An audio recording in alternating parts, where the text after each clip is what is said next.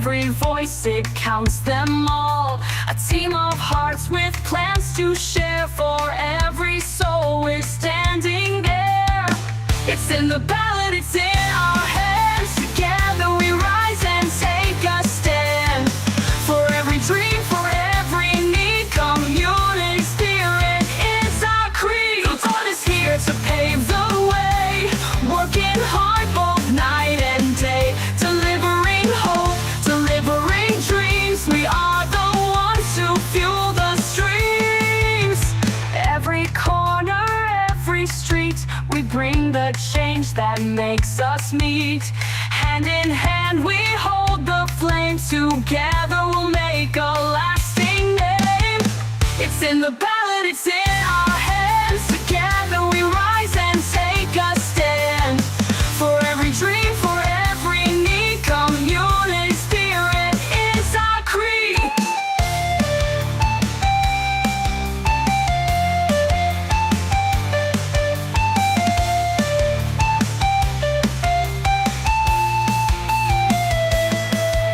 The Ballot is here to pave the way, working hard both night and day, delivering hope, delivering dreams. We are the ones to fuel the streams.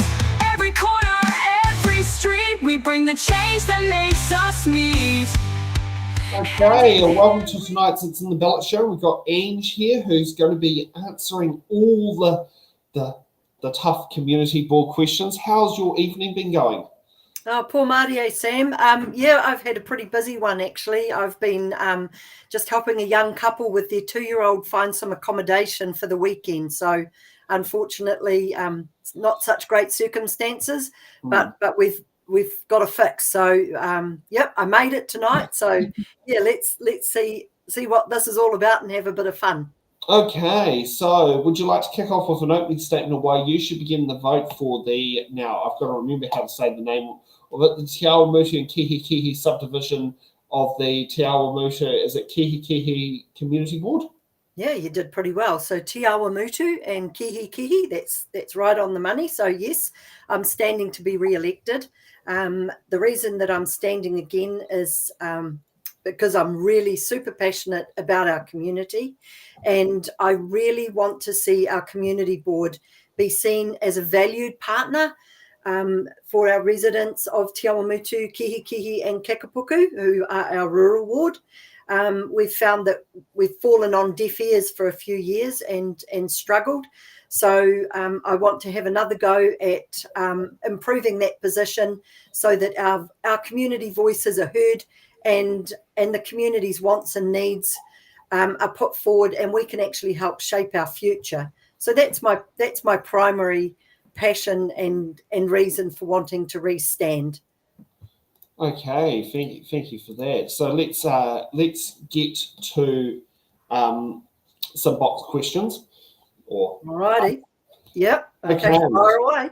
So we'll get the first one that's seen on the top is F for Foxtrot. Yep. Now let's get to what factors currently support community gardens in your area, and what actions could be taken to improve or create new ones?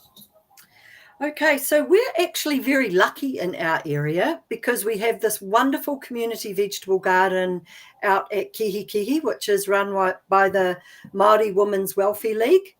And then there's also a group that goes under the name of the Te Awamutu Fruit Forest, and they have created a whole lot of fruit trees in the Pikaro Reserve, and part of their project is also working with the council to create further fruit trees and places along various walks and cycleways where people will be able to gather fruit. They've also got a team that meets when the fruit's starting to be ready. All of their trees are quite young still at the moment, but they're working towards, being able to have a harvest and maybe making jams and bottling with all of the extra fruit. So our community board's pretty lucky that there's not too much mahi for us to do other than support that and say lots of good things about them. Okay, we'll get the next card that's on the list. It's C for Charlie. Mm-hmm. How will you stand for the community at council table on issues where council is not in support of them? Okay, so that's a good question. Had plenty of practice at this one over the last few years. So the same as always. I'll prepare well, make sure I have all the information, provide a really good rationale, and put our best foot forward. Like you basically just fight for as long and as hard as we can. Maybe fight's not quite the right word, but just try really, really hard to put across the community's voice with good rationale, so that hopefully we get that support. But unfortunately, we do have processes in place that we're able to provide that opportunity, but then it goes back to the councillors to make the final decision. But we certainly will be doing everything in our power to put forward the community's wishes and wants.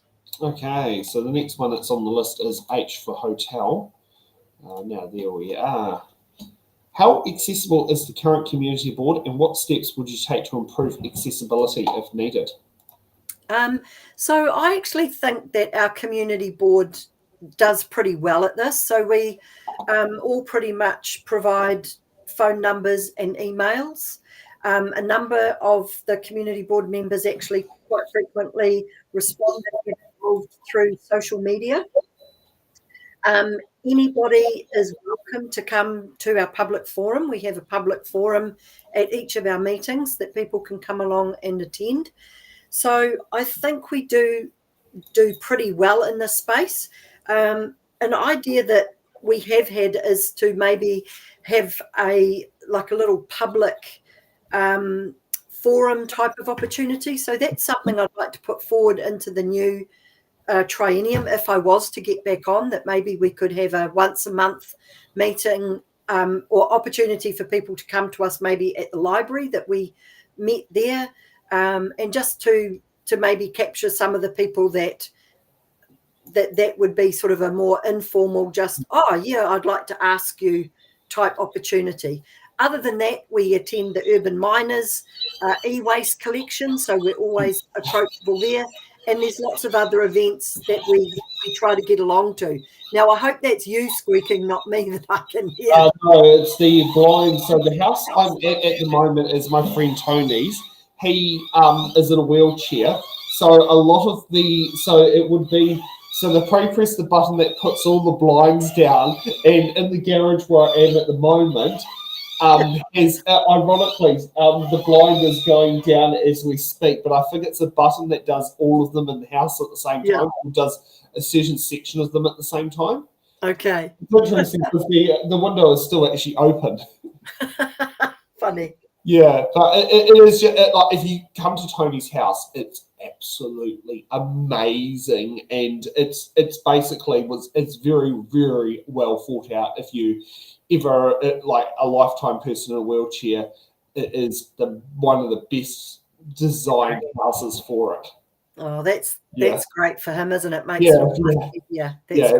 it's his retirement home. It's just he's got, it's just hopefully there's another 30 years still left in him.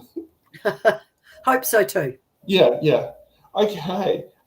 Let's get to was it next one? We've got A for Alpha. Now I've got to make sure you get the right A on there, just because I've got two sitting in my set of slides.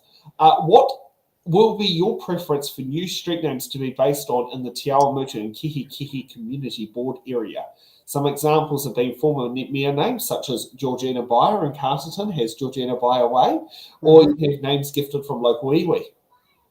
Okay, so when on the cheat sheet, I did, I have seen this question and I pondered for this for quite a while, and my preference actually is to have a mixture. We've got a few streets in Te Awamutu that are named after our mayors, and we also have some names that have been gifted by iwi. So Te Awamutu is steeped in a lot of Māori history. It was had been a Māori stronghold for many years pre-European. So I personally think it's relevant that we acknowledge acknowledge those names, and so I look forward to seeing the Māori names come through. So for me, yep, I definitely think a mixture is what makes us. There's both cultures here, and so it keeps things interesting and relevant. So for me, sorry, I can't choose one or the other. I'm going to. That's all right. They're just examples. Yeah. You get any of them. It's quite interesting because some people anti-former mere names, and I remember bringing up this example in Kihikihi about it, and I said, "What would you say about Georgina Byatt?" And the other two people sitting next to them were like, "Of course we were going to have Georgina Byatt. Wait, get on them for doing it." And everyone's, "Who's this Georgina Byatt?" And then literally him to explain to them, it's like Georgina's the first transgender mayor in the world who later became the first transgender MP, and they're like, "Oh my God, I missed who this person was." It was real interesting, just watching that. Like, you just watch the whole look on the face, go like, "Of course, it's completely appropriate." Yeah. And I think that it just needs to be considered and relevant to the town. For example, we've got streets, a subdivision called Frontier Estate. So the streets in that area have got sort of like more frontier style names. So and it works for that space. So I think as long as they're considered and appropriate and fit in with the town, then I'm certainly not going to be a stickler and say it can only be this or only be that. Yeah. Okay, we've got G for golf, which is the next one. What would your role entail in overseeing the planning, regulation, implementation of traffic, parking, signages, and related policies, including the community consultation process? Okay, so being a part of the consultation process from as early in the piece as possible, with enough time for us to go out into the community and get a bit of feedback from them as to what they want or what they see as a need or possible fishhooks. We really feel that our suggestions relating to those areas need to be considered and implemented if they have merit and there's not any other technical reasons for them to be discounted. So we have been involved with some of these things in the past. We just recently took part and asked if we could have longer parking hours, which the staff helped us implement. So the main street of Te Awamutu now has 2-hour parking spaces rather than only the 1 hour. And that's had really good, that came from the residents and has had really good feedback. They can go and have a meal, do a little bit of shopping, and they don't have to rush. So, but that's the important part, is being involved early, giving us the opportunity to ask. Okay. The next one that we've got on there is E for eco. Okay. Now that's that one there. What community projects would you be happy to support for community board council grants? Okay, so we look after the discretionary grant for our council. So anything that's community based that can provide good for our community. So we give to all sorts of organisations. They can be sometimes the bigger external organisations, as long as they have some direct community involvement. Since our discretionary fund grant money was halved, we have now cut back and said we will provide to community organisations within our area, seeing as we didn't have the same amount of funding. So sports groups, service groups, we're happy to, as long as they put forward some good rationale about what they want, provide us with some costings, we try our best to support all different sorts of groups, organisations, etc. Okay. The next one I've got there is I for India, or Igloo, whichever one you prefer. Mm-hmm. How can the community board contribute to civil defence and emergency management in our area? So, like what we did with COVID, many of us became buddies for people that were unable to go out. Another idea we actually just had at our last community board meeting was that we could possibly support doing a survey of those people that were impacted through not being able to access facilities in Waipā during the pandemic, so that that doesn't happen again, so that we can put forward some ideas and proposals for preventing any of that, those breakdown spaces. Civil defence always keep us in the loop with what's going on. So it's a bit of a tricky one in that, depending on what the need is as to what we could be involved with. So that's probably where I'm sitting at the moment. If there were some planning type things that we could do, then we could get, we could definitely be involved at that level. Okay, we've got a B for Bravo here. Mm-hmm. How will you stand up for your community interests if it differs from your own position? 100%. That's one of the most important parts of being on the community board. It's not about our personal opinion. It's about supporting the opinions in our community. We certainly have an opportunity to say what we think. However, if the community voice is loud and clear, then that's my job to advocate and support that voice. So the only time that I would not do that would be if it was detrimental to people's safety or to the wider community. So absolutely. That makes complete sense. Okay, we got D for Delta. D for Delta. How willing are you to work with local hapu and iwi at a community board level? I'd love to see more involvement from hapu and iwi at community board level. I support Te Tiriti o Waitangi. I also support Māori wards. We've been very fortunate with our Māori ward candidate Dale Marie Morgan, who in her time on the council last year, I've got a lot of respect for tikanga and te ao Māori worldviews, and there's a lot of really great things that that type of perspective can bring to the table around working together. So absolutely, I do support hapu and iwi, and being able to have those really good relationships with them. Okay, and our hard-hitting question. What is your position on Waipā District Council's Waipā Māori Ward and the Waikato Regional Council's Ngātai Ki Utu Māori constituency, and why do you hold that position? Okay, so yes, I do support retaining those. I believe that in our area, especially from the Waipā Māori Ward, that it's really important that we do have a Māori ward councillor at this point in time. Unfortunately, the way or the people that live in Waipā, there is not enough support in a general election in the general wards to have that Māori voice being represented on our council. As we've seen historically, we didn't have any Māori voice there.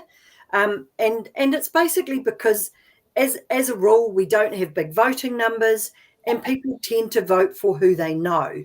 So when you've got quite a large disparity in your actual number of people that are able to vote, so here in Waipā, we have 15% Māori across the district. So numbers-wise, Māori are at a disadvantage. Their voices haven't been heard, so we need to uplift them and support them until it becomes more normalised, I suppose, is a good way of putting it. That maybe one day it goes back to just being vote for, this or that, as opposed to having a specific ward.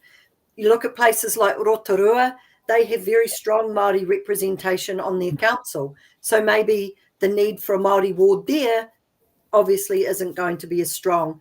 And I think that probably comes out into the Waikato area too. So with the regional council, they run into the same disparity with numbers, and having that. And in my experience of seeing the Māori ward councillor work on council, I've seen it to work really, really well. And I would be very sad to lose that voice and just that different perspective and the ability to work cohesively and collaboratively with other councillors to help support their knowledge and learning as well around things tikanga and te ao Māori. Yeah, no, it's certainly right there. And I have heard there was one election in the Portuguese which they were about 70% Māori, and in one particular election they ended up with full non-Māori, all Pākehā council. Yeah. So that yeah, I don't know how far back that was, but that happened at one particular election that really pushed, okay, now we need to look at it. So, you know, you don't want to have a population which has is predominantly Māori to have the non-Māori people around the council table. Yeah. You know, so that's something I've heard since going around to all the areas of It's in the Ballot on that. Yeah, and it's not, you know, I know some people feel that it's discriminating. It's absolutely not. It's actually, you know, there's loads of benefits in it. We don't need to see it as them and us. Just see it as an opportunity for the people who we are supposed to be in partnership with to have a voice. And as I say, I've seen it work very, very well in these last 3 years. Okay, would you like to do a closing statement of why you should be getting that tick at the first past the post in Waipā? Yeah, sure. Yeah, get that tick. I can't say number one. I've got to get prepared for Hamilton. I've got to start talking about STV again soon when Monday comes around. Yeah, true that. So the reason that you could give me your vote, which would be really appreciated, is I've served on the community board for the last 3 years. 2 of those as chairperson. So I have got plenty of experience. I've learned a lot along that journey. And so I have a good knowledge of the processes and the ins and outs of the way council work. I'm honest. I'm really hardworking. I care deeply about our community. So I always put you guys first. I've been really disappointed over the last 3 years that as hard as we've worked, we haven't had community boards be seen as a valued partner. And this next 3 years, I will strive to continue my work to achieve that goal. So that's pretty much, I think it. I'm going to be accountable. I'll be transparent. I'm always approachable by phone, by email. Bump into me in the street. I'm always happy to answer your questions. I will get back to you. Sometimes it takes me a little bit, but I will get back to you and find and get the information that you need. So I work as a team. It's about us as a community board. It's not about me as Ange Holt. Unfortunately, though, to vote, you need to just vote for me, Ange Holt. Thank you. No problem. And how many ticks would do your voters get for the community board? 4. So 4. we have 4 people to be nominated to the community board. So I'm looking forward to hopefully being able to work with another team in the next triennium with a bit of luck. Yeah. Oh, great bringing you on the show. That's it for this episode of It's in the Ballot. If you want to join us back at 7 p.m, fingers crossed, we've got what was meant to happen on Wednesday night, the Western Bay of Plenty constituency for the Bay of Plenty Regional Council. But Ange and I might have a great time talking for post-show chat discussions. And sounds good. Have a good evening. Yeah, so good luck to everybody with your election campaigns and with elections. And thank you very much to everybody that stood, because without you, we don't have local government, we don't have community boards. So a big kia ora and thank you. So, pō Mārie, and thanks for the opportunity, Sam. This has been quite fun.